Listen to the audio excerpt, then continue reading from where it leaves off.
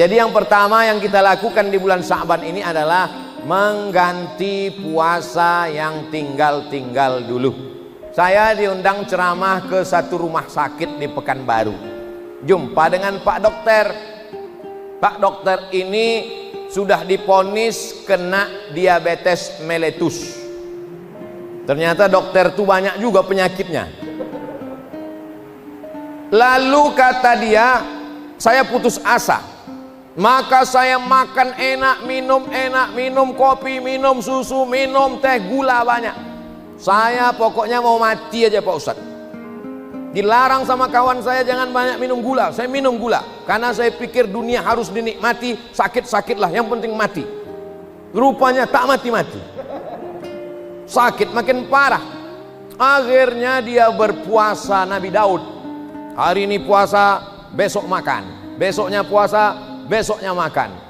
Alhamdulillah sekarang sembuh dari penyakit diabetes.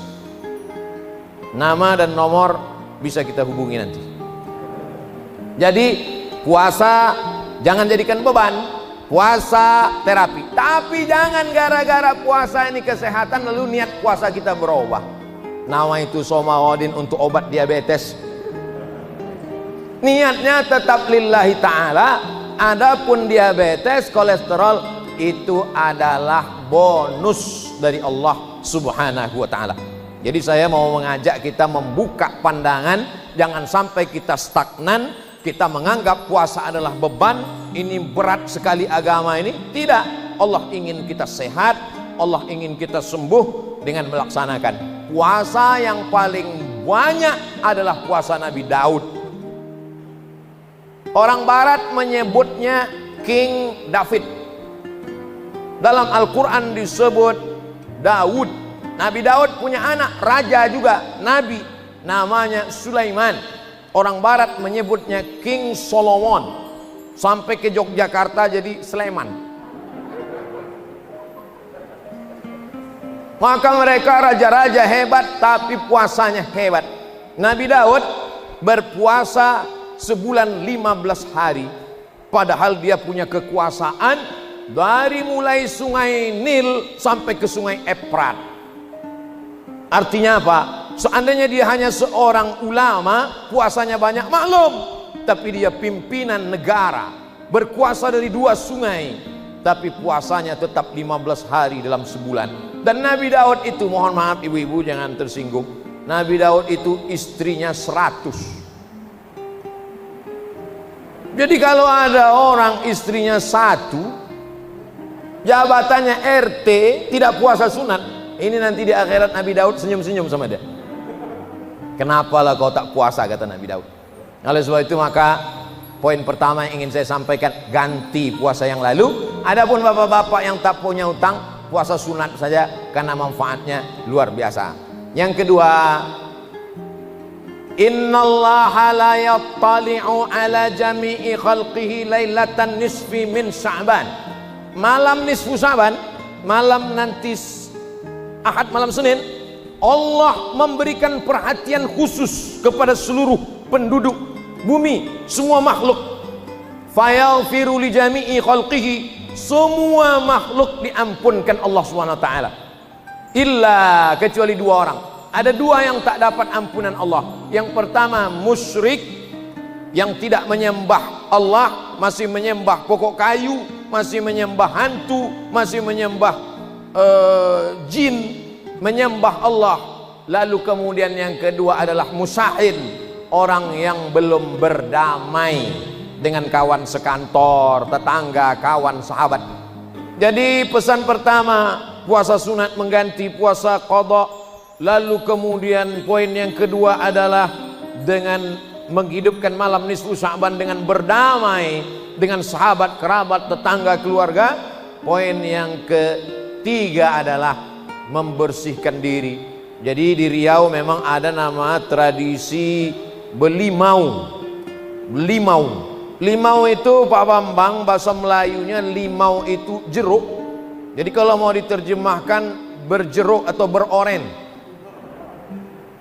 Cobalah kita lihat bagaimana mencuci lemak di piring. piring bekas masak, ada minyaknya, mencucinya pakai limau. Jadi dulu kita tahu nenek moyang kita belum ada deterjen, belum ada sabun, belum ada sampo. Jadi sebelum masuk bulan Ramadan itu mereka beli mau. Kenapa beli mau itu dilaksanakan di sungai? Karena memang orang Melayu tinggalnya di tepi sungai. Riau ini dibelah oleh 4 sungai. Sungai Kampar, Sungai Siak, Sungai Rokan, dan di ujung sana Sungai Indragiri. Jadi 4 sungai inilah yang membelah Pulau Sumatera bagian tengah, Riau. Orang Melayu tinggal di tepian sungai ini. Itulah mengapa mereka mandi di tepi sungai. Saya masih ingat waktu kecil itu di tanah lah, di dalam periuk tanah. Limau segala limau, jeruk segala jeruk, dengan pinang dengan mayang-mayang pinang, lalu kemudian daun-daun harum-harum, lalu digosokkan ke badan. Lama saya baru paham kenapa mereka mandi pakai limau setelah iklan di televisi. Pakailah jus saripati jeruk untuk menghilangkan molekul-molekul yang menggumpal. Sebetulnya dia mau bilang daki aja, payah betul. Jadi tradisi ini baik sekali, badannya bersih. Bayangkan kalau nenek moyang kita dulu tidak bersih-bersih badan dengan limau waktu mau Ramadan itu. Bayangkanlah bau musola waktu itu, belum ada kipas angin, belum ada parfum, bau ikan salai lah musola itu. Nah jadi dengan beli mau itu bersih, hatinya sudah bersih, sudah plong beribadah. Ini poin yang ketiga. Poin yang keempat, mari kita siapkan betul persiapan-persiapan Ramadan.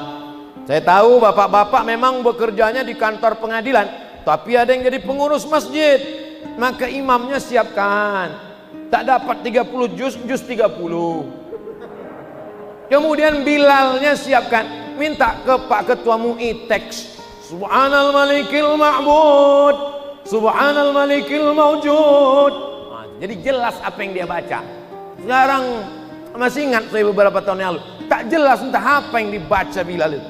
Allah Ma'bud, Allah Ma'bud. Imamnya lambat, makmumnya cabut. Penjelas ya selawat. Allahumma salli ala Sayyidina Muhammad. Allahumma salli wa sallim wa barik alaih.